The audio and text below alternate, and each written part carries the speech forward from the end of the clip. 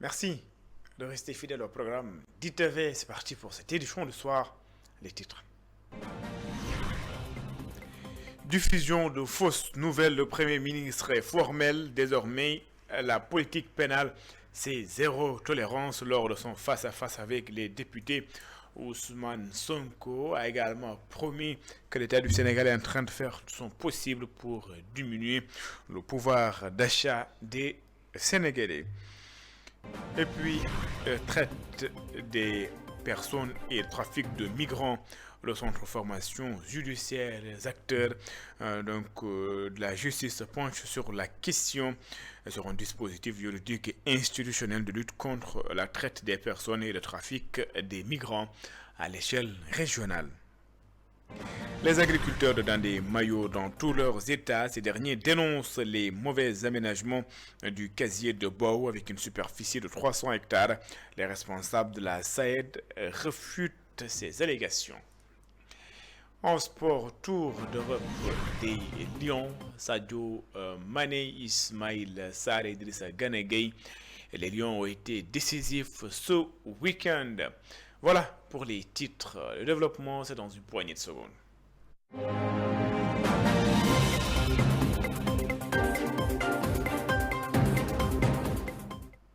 Bonsoir et bienvenue. Le centre, avant le centre de formation judiciaire, nous allons nous rendre à l'Assemblée nationale.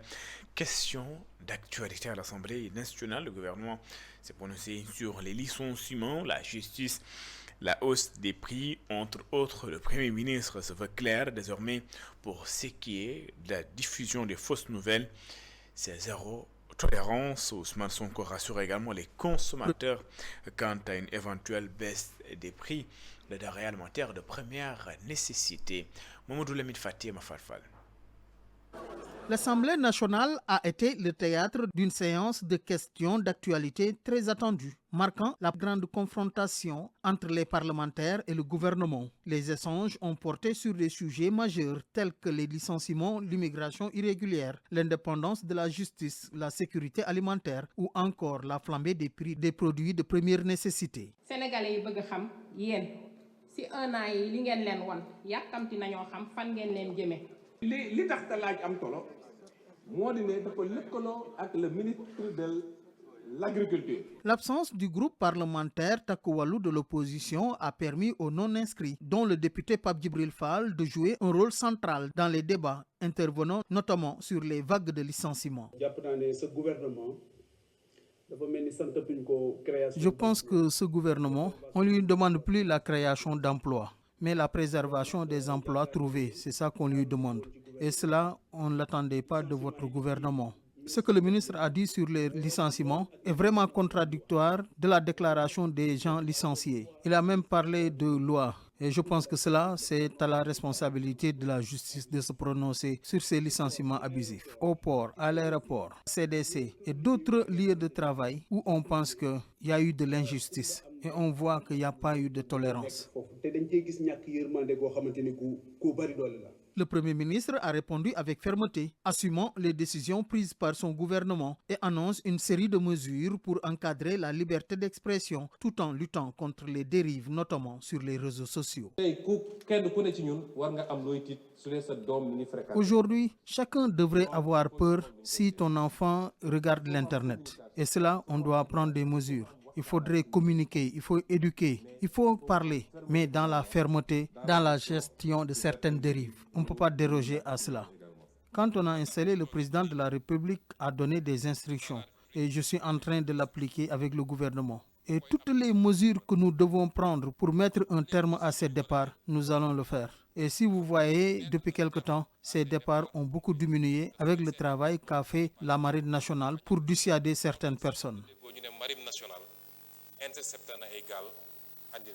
La séance des questions-réponses a également été l'occasion pour Ousmane Sonko de présenter les premières grandes lignes des réformes à venir, touchant des domaines clés comme l'agriculture, les finances publiques ou encore la transparence institutionnelle.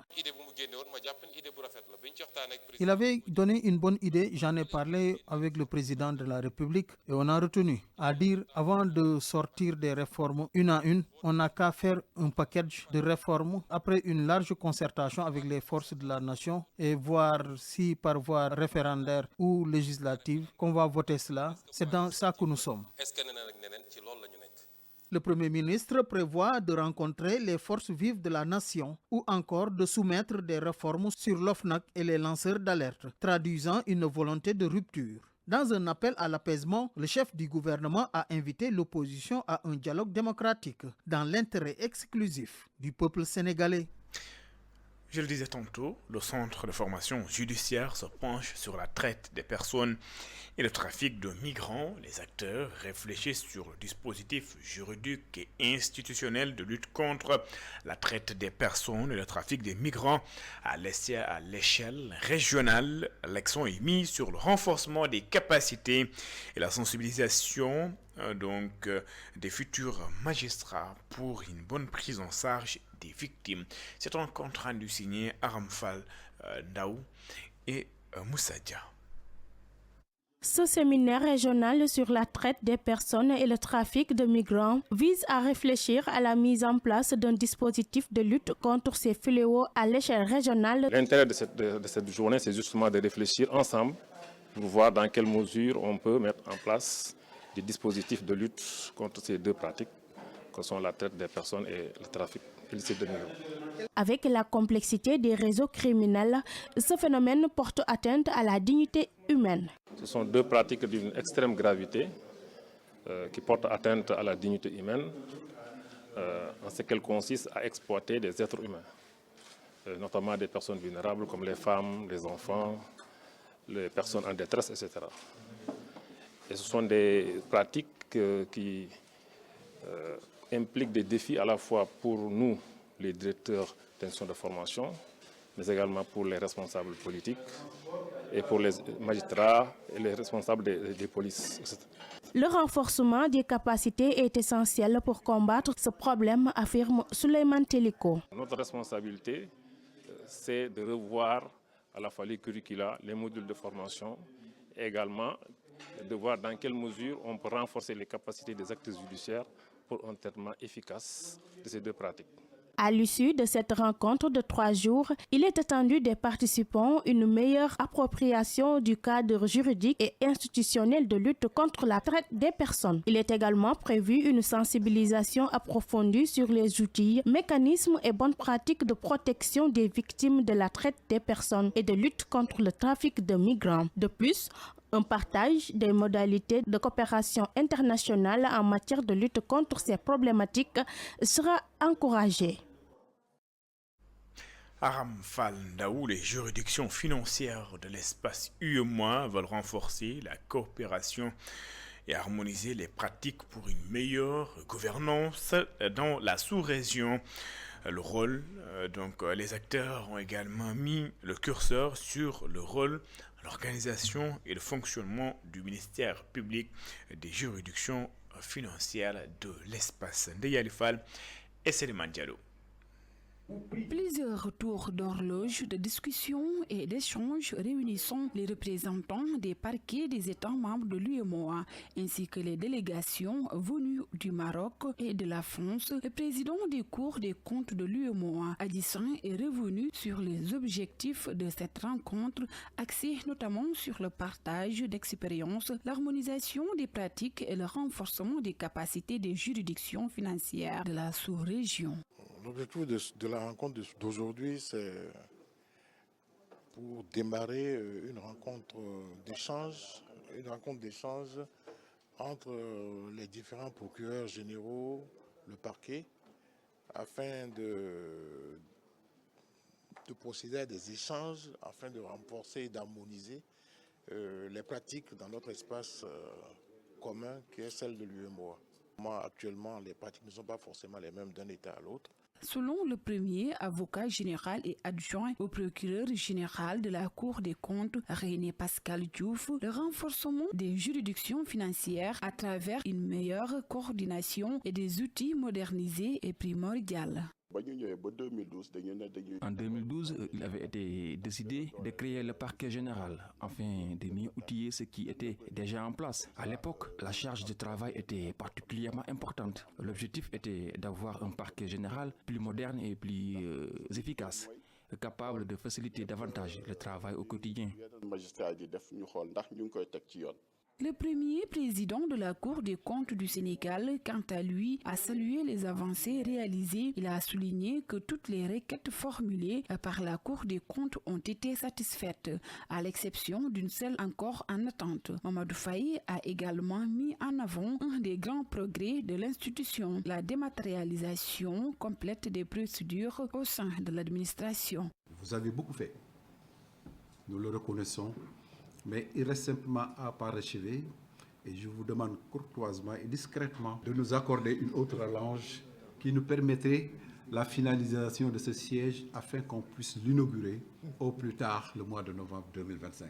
La Cour des comptes du Sénégal a déjà procédé à la dématérialisation de ces procédures avec pour optique dans l'avenir que les comptables publics puissent lui déverser directement leur compte de gestion après que les applications du ministère et celles de la Cour ont été interfacées. Une dynamique saluée par l'ensemble des participants qui y voient les prémices d'un ministère public financier plus efficace, plus moderne et mieux outillé pour répondre aux enjeux de la gouvernance publique dans l'espace UEMOA.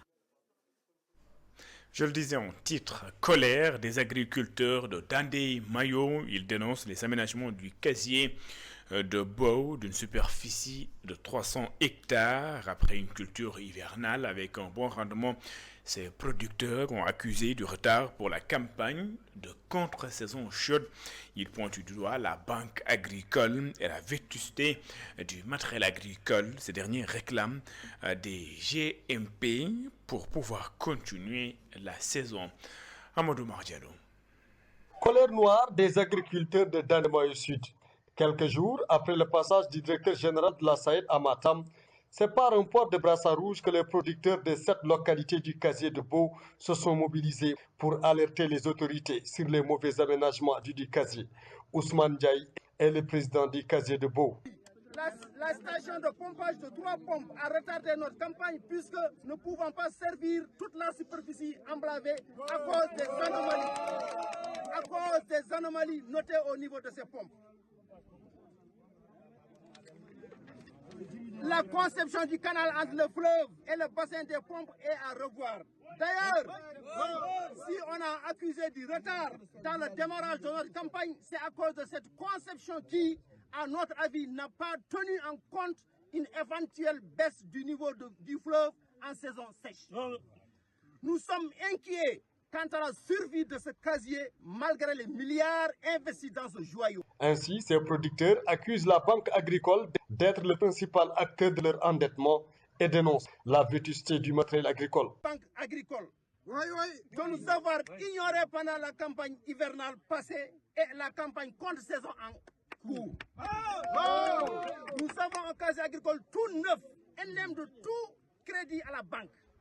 Les arriérés de crédit des producteurs des anciens PIV, actuellement en souffrance à cause de manque de GMP, ne devraient en aucun cas constituer un blocage pour obtenir des bons de crédit pour notre casier. Si ces PIV sont endettés, c'est parce que les conditions n'étaient pas favorables pour avoir de bons rendements. Les motopompes étaient trop vieilles. Par ailleurs, ces agriculteurs de Dandé-Mayo Sud déplorent le comportement du ministre de l'Agriculture à l'endroit de la région. Tous les agriculteurs du Dandé-Mayo déplorent le comportement du ministre de l'Agriculture et du secrétaire d'État chargé des coopératives agricoles qui n'ont jamais voulu descendre sur le terrain dans cette zone pour s'enquérir de la situation de ces braves paysans. Avec une superficie estimée à plus de 300 hectares, le casier de Bou risque de rater les bons rendements de la campagne contre saison chaude, vu les anomalies soulevées par les producteurs de la zone. Amadou Diallo, Moussa Mbouch, responsable de la SAED de Matam, refute les allégations et apporte quelques précisions. Selon lui, il s'agit d'une réception provisoire. La SAED a fait des efforts en ce sens pour ce qui est du financement. Il estime que les agriculteurs traînent une dette. Voici Moussa Mbouch, responsable de la SAED de Matam. Je vous propose de l'écouter.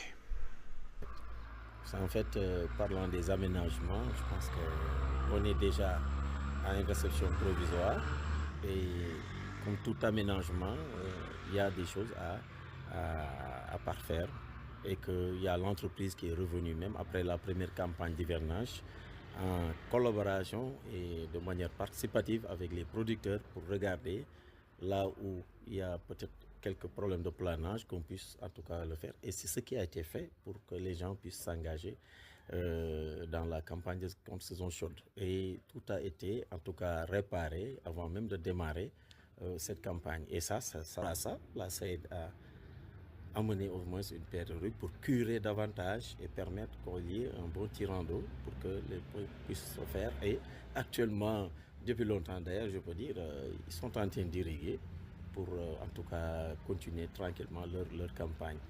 Donc il y a des interventions, ça a été fait et la campagne est en cours comme vous pouvez même le constater sur place et que les gens les dettes, parce que la LBA aussi est une en tout cas institution financière qui est là autonome.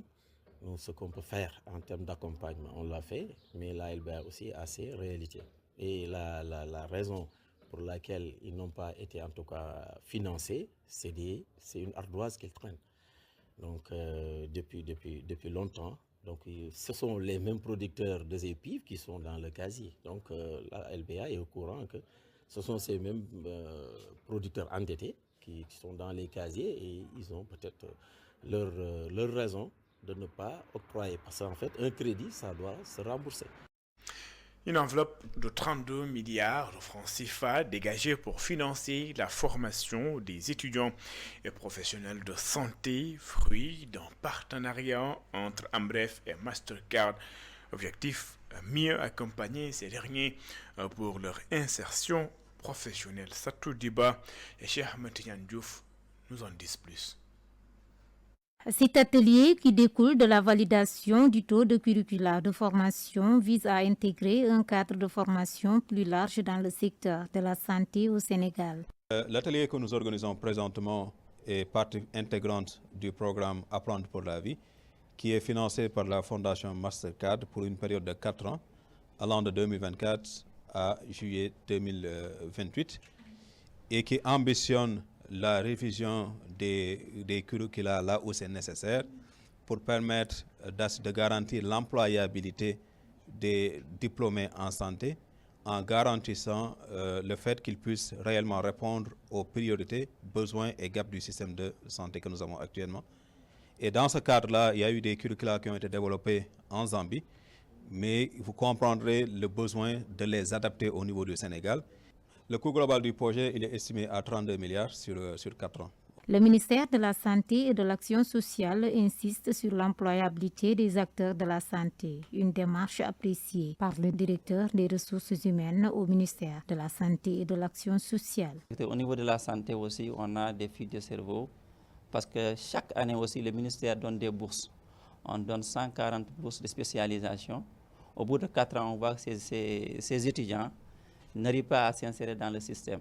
C'est pourquoi nous sommes en train de travailler sur un mécanisme qui nous permettra un peu de contrôler ces fuites de cerveau. Parce qu'au Sénégal, comme je l'ai dit, chaque année, il y a 140 spécialistes qui sortent. Ceux qui arrivent à s'insérer dans le secteur sont minimes. C'est pourquoi beaucoup sont tentés à aller à l'extérieur. L'université Cheikh Anta Diop de Dakar étant la première institut de formation des acteurs au Sénégal. Le professeur, deuxième assesseur du doyen de la faculté de médecine, de pharmacie et d'odontologie à l'université Cheikh Anta Diop de Dakar, estime que ce partenariat doit concerner les 14 régions du Sénégal. Surtout quand on sait que beaucoup de nos régions manquent actuellement de spécialistes, mais également pour permettre aussi à l'installation de cabinets privés dans nos régions. Parce que la plupart des acteurs de la santé qui sont dans le secteur privé sont plus concentrés ici à Dakar. Donc ces programmes pourront permettre davantage de l'insertion, en tout cas, de nos professionnels de santé dans le privé au niveau des différentes régions. Durant 3 jours, 30 spécialistes vont participer à cet atelier pour la création de l'employabilité dans le domaine de la santé au Sénégal. Clôture du colloque international de Dakar sur la migration irrégulière. Les experts des représentants des différents pays concernés par le fléau vont remettre donc à la suite de ce colloque un rapport aux autorités. Je vous propose de suivre les explications de Souleymane Aliou Diallo. Il est le président de l'ONG Otra Africa. Il est également initiateur du colloque international. Il est interrogé par Maudou Mbakenyan et Maudou Dioufrinen. Nous avons réuni des sommités nationales et internationales. Donc je pense qu'il faudrait qu'on puisse vraiment... Nous sortons très satisfaits de 3 jours de partage, d'analyse, d'échange. Et je pense que tous ceux qui ont été là vraiment retournent encore renforcés en capacité, renforcés en information. C'est une très grande satisfaction. Nous sortons très satisfaits de ce premier colloque. Je pense que le rapport du comité scientifique est en cours d'élaboration. Mais ce qui est important, c'est qu'il y a 3 aspects, amis, qui sont pour moi, qui sont très importants. C'est d'abord la pérennisation de ce cadre de concertation scientifique, de rencontres, de contacts et autres. C'est vrai que l'État devrait nous accompagner dans ce contexte-là, dans ces circonstances. Ça, c'est assez important. Et bon, protéger également le colloque. Hein. Je pense que bon, ça n'a pas été facile pour nous et d'autres ont tenté de le faire. Et également partager ce colloque avec les autres pays, les autres acteurs et surtout les autres entités. Puisque ce que nous cherchons par rapport à ce colloque scientifique, c'est d'abord d'élargir et ne pas créer de barrières. Ni également, il faut toucher les tabous et le bon. Je pense que c'est dans une concertation très large, open, on ne peut pas arrêter la migration irrégulière d'une façon spontanée, directe, mais on peut vraiment l'atténuer. Petit à petit, on peut changer dans la sensibilisation, l'information et la formation, on peut changer les donnes. Puisque ça a été des donnes qui se sont levées comme ça avec beaucoup de circonstances qu'on n'a pas maîtrisées. Mais une donne réelle, c'est de faire face et focus pour vraiment l'atténuer.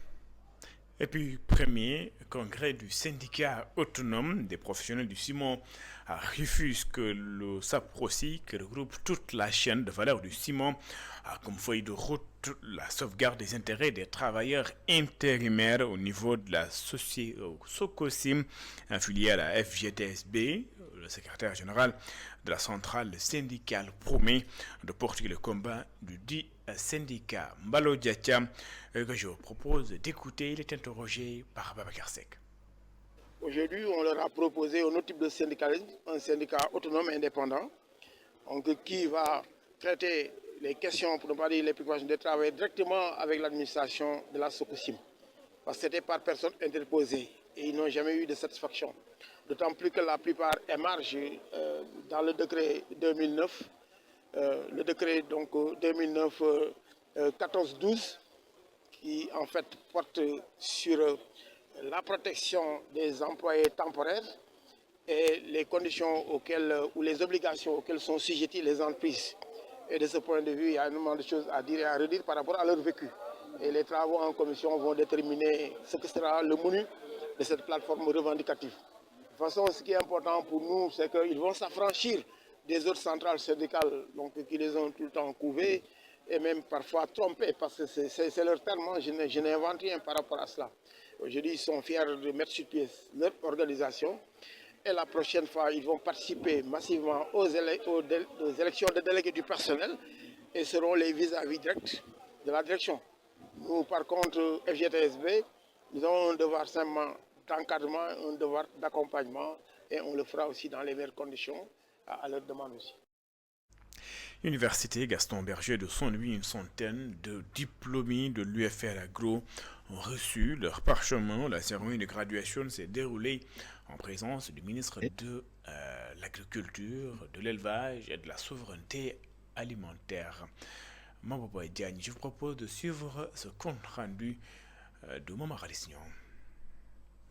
L'unité de formation et de recherche en sciences agronomiques, de l'aquaculture et des technologies alimentaires de l'Université Gaston Berger de Saint-Louis vient d'organiser une cérémonie de graduation dont le parrain était le ministre de l'Agriculture, de la Souveraineté alimentaire et de l'Élevage, le docteur Mabouba Diagne. En tout cas, c'était une très belle fête. Ce qui m'a le plus marqué, c'est le nombre de femmes, le nombre de jeunes filles qui ont gradué aujourd'hui. Ça montre une tendance qui me réconforte beaucoup en tant que ministre de l'Agriculture et de la Souveraineté alimentaire et de l'Élevage. J'ai vu une jeunesse très engagée. Cette célébration a permis d'honorer les promotions DUT, licence et master des filières agroécologie, sciences agronomiques, production et transformation des produits agricoles et prévention et gestion des risques liés à la sécurité alimentaire. Cette cérémonie-là, c'est pour fêter en fait nos compétences, les compétences qu'on a installées au niveau des produits, c'est-à-dire des sortants de nos formations. Et il y en a différentes sortes. Il y a des formations courte durée comme le DUT, Bac plus 2. Ils sont opérationnels, ils font de l'agroécologie exclusivement, c'est-à-dire une production responsable qui pense à la durabilité extra, comme l'a dit le ministre tout à l'heure. Il y a les licences classiques, d'agriculture classique, comme l'aquaculture et les productions halieutiques. Il y a la production végétale et agronomie, il y a la production animale et élevage.